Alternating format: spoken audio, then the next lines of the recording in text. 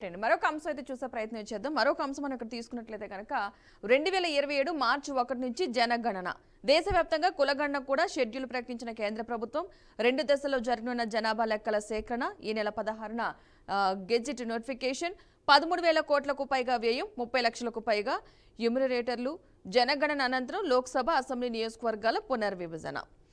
దీనికి సంబంధించిన అంశం అక్కడ ప్రస్తావించడం జరిగింది. ఒకసారి చూసే ప్రయత్నం చేద్దాం. దేశవ్యాప్తంగా జనాభా లెక్కల సేకరణ కేంద్ర ప్రభుత్వం ముహూర్తం అయితే ఖరారు చేస్తుంది. 2027 మార్చి 1వ తేదీ నుంచి దేశంలో 16వ జనగణను చేపట్టనున్నట్లుగా తెలిపింది. జనగణనతో పాటే కులగణన కూడా చేపడతామని తెలిపింది. ఈ మేరకు కేంద్ర హోంశాఖ బుధవారం షెడ్యూల్ అయితే ప్రకటించింది. 2 దశల్లో జనాభా లెక్కలు సేకరించనున్నట్లయితే వివరించింది. అయితే హిమపాతం ఎక్కువగా ఉండే హిమాచల్ ప్రదేశ్, ఉత్తరాఖండ్తో పాటు కేంద్ర పాలిత ప్రాంతమైన లదాఖ్లో 2026 అక్టోబర్ 1 నుంచి జనగణన ప్రారంభమవుతుందని కేంద్ర హోంశాఖ వెల్లడించింది. మొత్తం మీద దేశంలో 16 ఏళ్ల తర్వాత జనగణన జరగనుంది.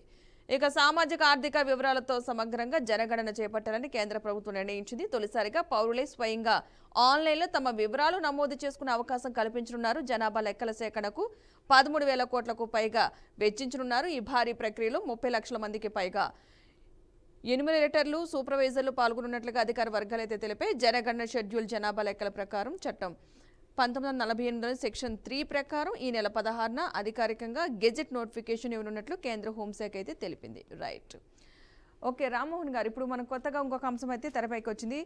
జనగణనకు సంబంధించి దాంతో పాటుగా కులగణన కూడా ఉండబోతుందని చెప్పి. సో 16 ఏళ్ల తర్వాత ఈ జనగణన స్టార్ట్ అవుతుంది కదా, మరి దీన్ని ఏ విధంగా చూడాలంటారంటే ఈ జనగణన వల్ల ఎవరికి ఉపయోగం అంటారు? ఆహ్వానించదగ్గది, ఎందుకంటే దాన్ని మనం స్వాగతించాలి. ఇప్పటికే 6 ఏళ్ల ఆలస్యమైంది, ఇప్పటికే ఇంకో సంవత్సరం ఆలస్యంగా అవుతుంది. కనుక జనగణన చేయాల్సిన బాధ్యత కేంద్ర ప్రభుత్వానికి ఎప్పుడు కూడా. దాంతో కులగణన కూడా కలిపారు. ప్రజల ఆకాంక్షల మేరకు ఇది కలపడం కూడా మంచిదే. ఎప్పుడో 1931లో బ్రిటిష్ వాళ్ళ కాలంలో మాత్రమే కులగణన అంటే ఉపకులాల విభజన జరిగింది ఆనాడే. కానీ ఆ తర్వాత 41లో జరగలేదు, రెండో ప్రపంచ యుద్ధం రావడం వల్ల. 51 నుంచి స్వతంత్ర భారతదేశంలో ఇప్పటి వరకు 7 సార్లు జనగణన జరిగింది, కులగణన జరగలేదు. కానీ జనగణన మాత్రమే జరిగిందంటే కులగణన కూడా జరిగింది, కానీ ఎస్సీ ఎస్టీ అంటే కేవలం వర్గాలు మాత్రమే విభజించారు. షెడ్యూల్ కాస్ట్, షెడ్యూల్ ట్రైబ్స్ అని చెప్పి ఆ 2 చేశారు. మిగతా కులాలు బీసీలు కానీ ఇతరత్ర కులాల ప్రసక్తి ఎక్కడ లేదు. కనుక ఇప్పుడు మేమెంతో మాకంతా అనే కుల చైతన్యం పెరగడం, కులాల వారికి ఓటు రాజకీయాలు రావడం, ఇవన్నీ దాన్ని బట్టి మనకు కులగణన కావాలని ఒక డిమాండ్ అవుతున్నది.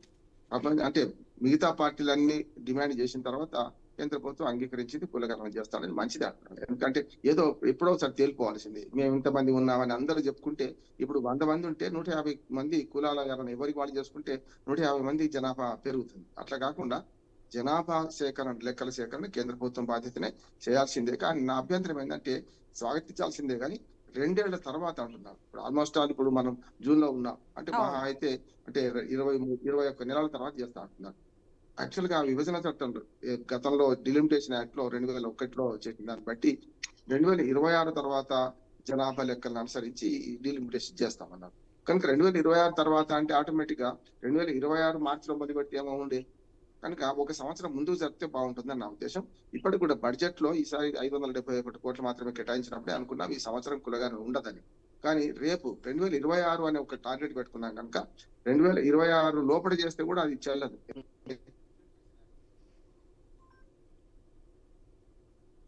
డిలిమిటేషన్ యాక్ట్ చెల్లదు కనుక 2026 మార్చి నుంచి మొదలు పెడితే బాగుండేదే నాకు అనిపిస్తుంది.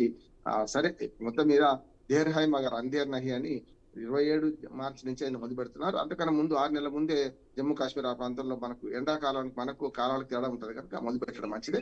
ఫుట్పాత్ మీద పడుకున్న వాళ్ళ లిస్ట్ కూడా మన అద్భుతంగా ఒక 3 కార్యక్రమాలు జరుగుతాయి భారతదేశంలో.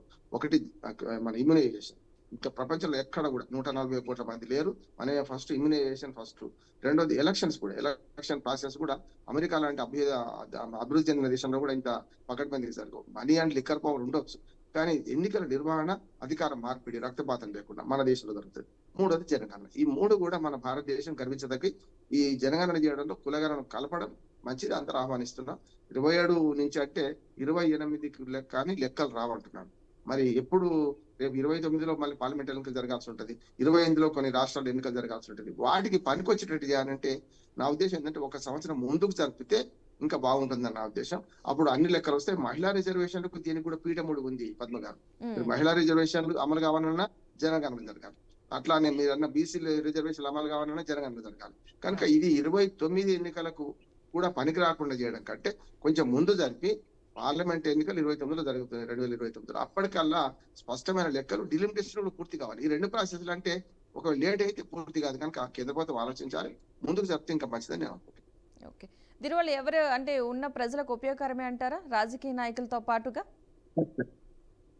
ఖచ్చితంగా ఇప్పుడు మన జనాభా ఎంత ఉంది, ఏ వర్గాలు ఎంత ఉన్నాయి, ప్రణాళికలు వేసుకోవాలని అన్నిటికీ జనగణన ముఖ్యం కదా. అవును. రాష్ట్రాలకు అధికారం లేదు. రాష్ట్రాలకు వెళ్ళి చేసిన బీహార్ చేసింది, మన తెలంగాణ ప్రభుత్వం చేసింది, ఇది లెక్కలోకి రావు. సుప్రీంకోర్టు తీర్పు ప్రకారం కూడా యాజ్ అడ్వకేట్ చెప్తున్నాను.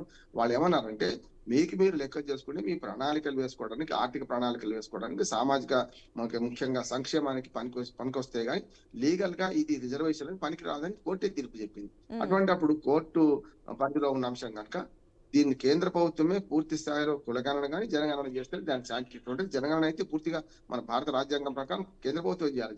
జనగణన రాష్ట్రాలు వాడు చేయడానికి వీలు లేదు. రాష్ట్రాలు చేస్తారు. మండలం నుంచి మొదలు పెడితే యూనిట్ అంటే గ్రామము, మండలము అంటే మన దగ్గర మండలాలు, ఇతర దగ్గర తాలూకాలు ఉంటాయి, లేకపోతే బ్లాకులు ఉంటాయి. అట్లా మూడంచెల వ్యవస్థ కింది స్థాయిలో ప్రతి రాష్ట్ర వారి అట్లా దేశంలో ఉన్న జనాభా లెక్కలు మొత్తం తీయడానికి కేంద్ర ప్రభుత్వం అధికారం ఉన్నది. చేయడం మంచిదే. మీరన్న 30 లక్షల మంది కంటే ఎక్కువ పడతారు. ఆధునిక కాలంలో ఇప్పుడు గతంలో పట్టినంత టైం పట్టకపోవచ్చు. ఎందుకంటే చివరి కులగణన 2011లో జరిగింది మనం. అదే జనగణన కూడా. అప్పుడే జనగణన కులగణన రెండు జరిగినాయి కానీ ఆనాడు కులగణన బయట పెట్టలేదు. 1.5% తప్పులు ఉన్నాయని చెప్పి బయట పెట్టలేదు.